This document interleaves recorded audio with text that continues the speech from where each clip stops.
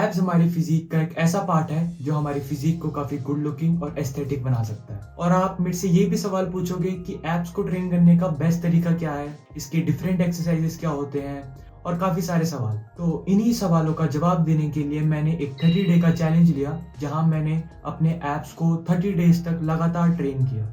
और इस 30 डे के पीरियड में जो भी मैंने चीजें सीखी हैं और क्या क्या मेथड्स होते हैं अपने ऐप्स को अच्छे से ग्रो करने के लिए, वो सब चीज़ें मैं आपको बताऊंगा। और ये भी बताऊंगा कि इस 30 डे के चैलेंज के बाद जो रिजल्ट्स मैंने अचीव करे हैं वो क्या थे। तो बिना किसी देरी के लेट्स गेट स्टार्टेड। तो 30 डे के इस चैलेंज में मैंने अपने ऐप्स को ट्रेन करने के लिए रोज 2 हार्ड वर्किंग सेट्स लगाए हैं मसल के फेलियर तक। अब ये फेलियर एग्जाम वाला फेलियर नहीं है, ये मसल वाला फेलियर है। और इसका मतलब ये होता है कि आप अपने सेट के जो रेपिटेशंस हैं वो तब तक परफॉर्म करते हो जब आप और ज्यादा रेपिटेशंस उसी सेट के ना परफॉर्म कर पाओ। इसका आसान शब्दों में यही मतलब है कि आपको तब तक एक्सरसाइज करनी है जब तक आप और एक्सरसाइज ना कर पाओ। और मसल को फेलियर तक ले जाने का जो ये प्रोसेस है वो केवल एब्स की ट्रेनिंग में काम नहीं आता।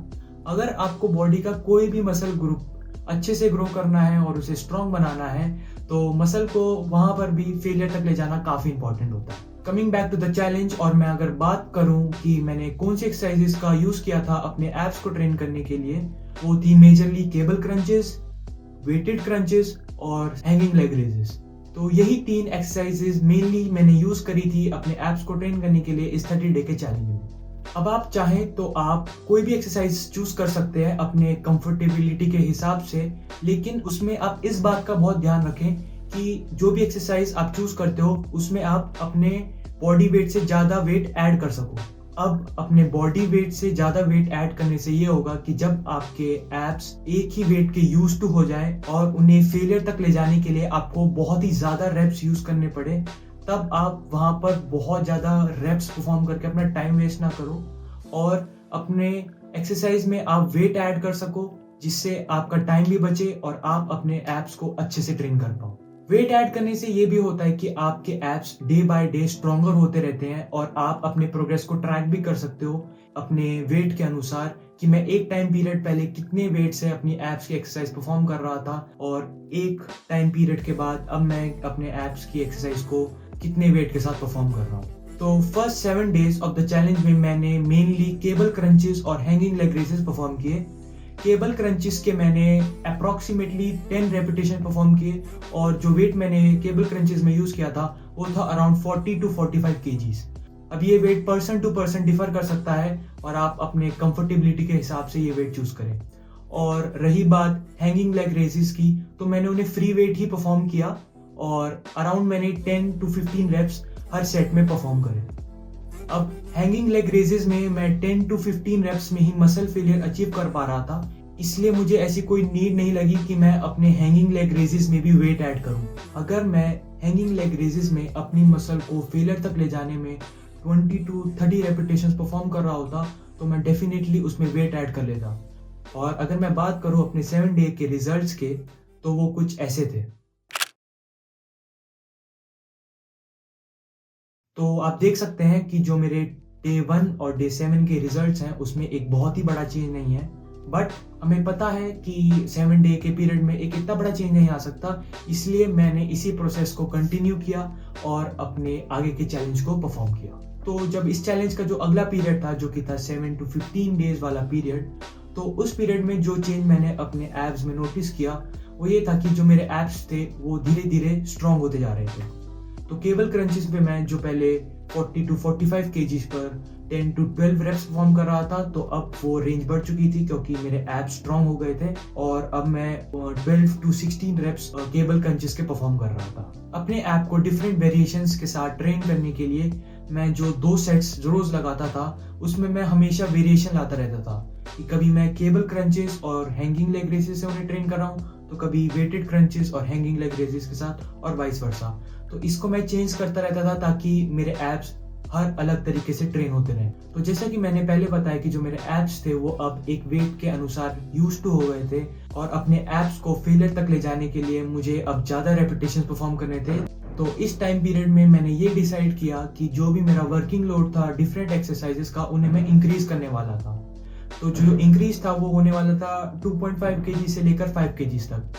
अब यहाँ पर ये choice person to person differ कर सकती है। अगर आप चाहो तो 12 to 16 रेप्स परफॉर्म कर सकते हो, लेकिन अगर आपके पास टाइम की ज़्यादा ही लिमिटेशन है तो आप मेरी तरह अपने वर्किंग लोड को भी इंक्रीज कर सकते हो। वर्किंग लोड को इंक्रीज करने से ये होगा कि आपके मसल्स को ज़्यादा काम करना पड़ेगा और आप कम रेपिटेशंस में ही मसल फेलियर को अचीव कर पाओगे। अब वेट बढ़ाने का मतलब ये नहीं है कि आप अपने वेट को इतना ही बढ़ा लो कि आप केवल 3 या 4 रेपिटेशंस ही परफॉर्म कर रहे हो।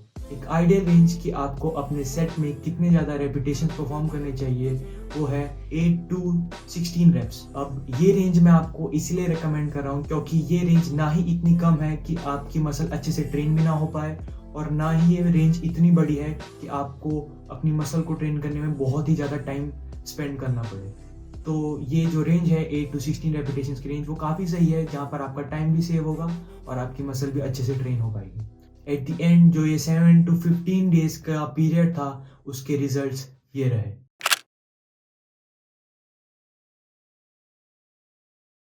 अब आप देख सकते हो कि मेरे डे 1 के कंपैरिजन में मुझे अब थोड़े थोड़े रिजल्ट्स दिखने लग गए थे, बट वो रिजल्ट्स इतने भी बड़े नहीं हैं क्योंकि जो हमारा टाइम पीरियड है वो काफ़ी छोटा है।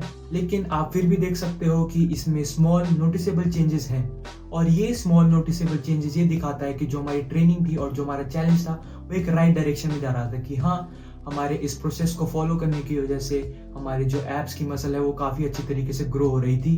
तो अब हम बात करते हैं अपने चैलेंज के लास्ट फेज के बारे में। तो जो ये लास्ट फेज था वो आखिरी के 15 दिन का होने वाला था। तो इन आखिरी के 15 दिनों में जो भी प्रोसेस मैंने आपको अभी तक एक्सप्लेन किया कि कैसे मैं डिफरेंट एक्सरसाइजेस यूज़ कर रहा था और डिफरेंट वेरिएशंस यूज़ कर रहा था अपने एब्स को ट्रेन करने के लिए, और धीरे धीरे मैं अपने वर्किंग लोड को भी इंक्रीज कर रहा था, तो सेम प्रोसेस मैंने इन आखिरी के 15 डेज में भी फॉलो किया। ये बात समझना काफ़ी इंपॉर्टेंट है कि जो जिम में रिजल्ट्स हैं या फिर आपके जो फिजिक के लेवल पे जो भी रिजल्ट्स हैं वो आपको अलग अलग चीज़ें परफॉर्म करने से नहीं मिलने वाली। अगर आप कोई भी एक्सरसाइज या कोई भी प्रोसेस या कोई भी प्रोग्राम को कंसिस्टेंसी के साथ फॉलो नहीं कर सकते तो आपको उससे रिजल्ट्स मिलने के चांसेस बहुत कम है। कंसिस्टेंसी और डिसिप्लिन ही आपको लॉन्ग टर्म में काफ़ी अच्छे रिजल्ट्स देंगे और आपकी फिजिक को अच्छा बनाने में काफ़ी हेल्प करेंगे। तो मैंने इस 30 डे की जर्नी में रोज़ कंसिस्टेंटली अपने एप्स को ट्रेन किया और जो भी उसके रिजल्ट्स थे वो ये रहे।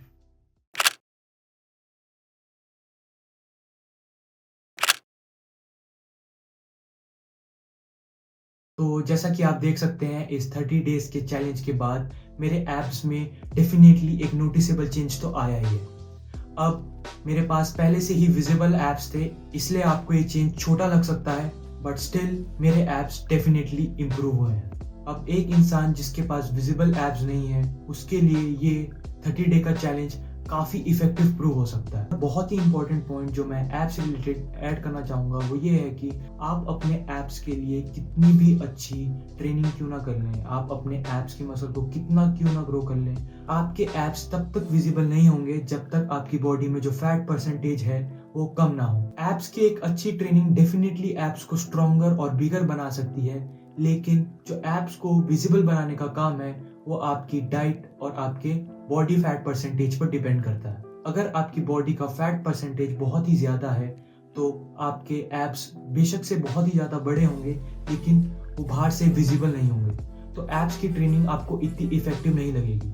तो इस बात का एक ही कंक्लूजन है कि कई बार हम अपनी ट्रेनिंग में फॉल्ट्स ढूंढने की कोशिश करते हैं, लेकिन कई बार हमें रिजल्ट्स इसलिए नहीं मिल पा रहे होते क्योंकि हमारी डाइट और हमारे अदर हैबिट्स में फॉल्ट होता है। तो मैं यही कहना चाहूँगा कि आप अपनी एक्सरसाइज की सिलेक्शन और ट्रेनिंग पे तो काफ़ी ज़्यादा फोकस करें ही, लेकिन उसके साथ साथ अपनी डाइट, अपनी लाइफस्टाइल पर भी काफ़ी फोकस करें ताकि आपकी ट्रेनिंग आपकी लाइफस्टाइल और डाइट से इफेक्ट ना हो और आप एक अच्छी फिजिक अचीव कर पाओ। तो यही थी गाइस आज की वीडियो, और मैं यही होप करता हूँ कि आप अपने 6 पैक एब्स जल्द से जल्द बना लो और फिर आप उन्हें हर जगह फ्लेक्स करो। अगर ये वीडियो आपको अच्छी लगी हो तो डेफिनेटली लाइक द वीडियो और सब्सक्राइब कर दो मेरे चैनल को।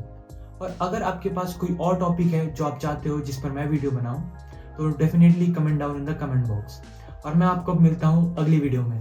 तब तक के लिए गुड बाय।